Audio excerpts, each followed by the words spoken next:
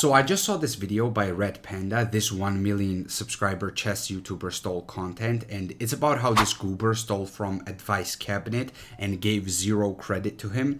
And this type of thing is very common in the chess tube space. Some pea-brained people even say that it's not really stealing because it's chess. You can't exactly steal a chess position, which is partially true. You can't steal a position because it's a chess position. It could happen in an actual game, but you can steal a video concept and the material that someone else used, and that's what Remote Chess Academy has done, and that's what he's going to continue to do so. And I'm making this video so that doesn't happen, and I think that some basic integrity is in order here. So now I'm going to give you an example of when Remote Chess Academy stole from me and gave me zero credit. So about 8 months ago, I made a video called 43 Essential Endgame Principles. I mean, it feels like deja vu when I say this, because truth be told, we have been here before, and it seems like stealing and plagiarizing is very common in the chess YouTube space. Because if you guys remember, Akeem also stole my thumbnail from this video, because this video actually popped off, but I guess Igor Smirnov is just a little smarter, so he made this video called A Complete Guide on Chess Endgames from Beginner to Master Level.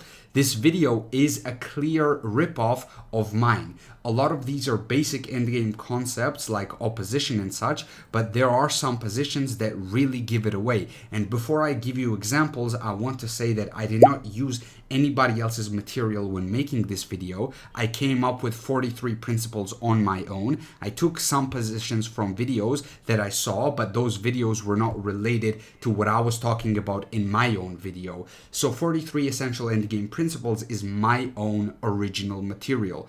Now I will show you some examples of when Igor Smirnov stole my work. Rule 16, put your rook on the 2nd/7th rank. In my video, this was like principle 19, but this goober got the exact same structure, but he just flipped the colors.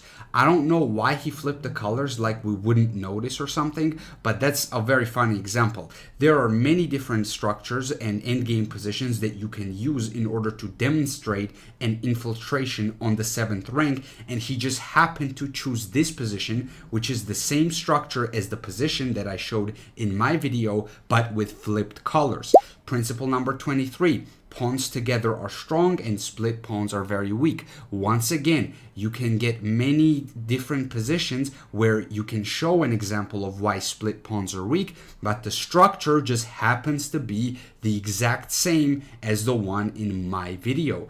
Okay, this is by far the funniest example. Principle number 25, which is rule number 24 in his video. Knight endgames are similar to pawn endgames, and this gremlin once again took the exact same structure, flipped the colors, and changed the positioning of the knight.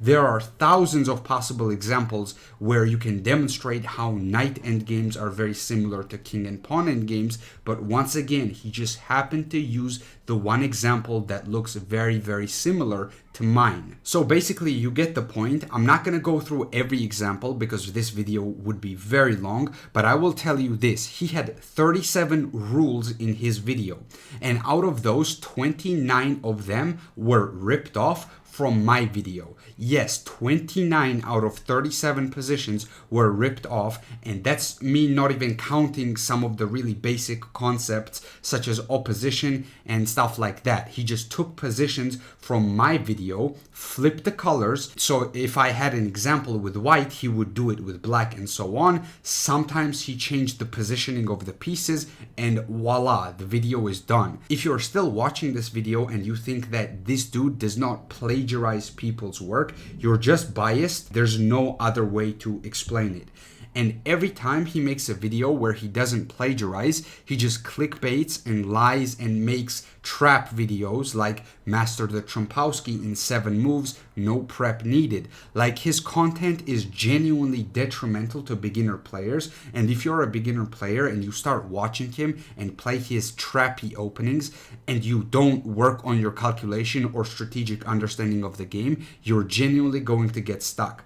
And the thing about Remote Chess Academy is that he does have a lot of good content. Like, his old content is really good, and not all of his new content is all that bad, but there's just so much trash mixed in with his good content that it becomes really difficult to differentiate, especially for beginners. Beginners aren't gonna know which video is helpful for them and which video is detrimental. They're just not going to be able to figure that out because they're beginners. But anyways, though, that's enough rant from me. Go and check out Red Panda. Go and check out Advice Cabinet as well. They have great content on their channels. I know I haven't been uploading lately, and when I say lately, I mean like the past 2 months. I have only uploaded like super low effort videos, which is just rating climb and stuff like that. Those are still decent videos, but they're not the channel standard. But I've just been a little mentally off in the last couple of months because I've been going through some things, and I don't know when I'm going to get back into regular uploads.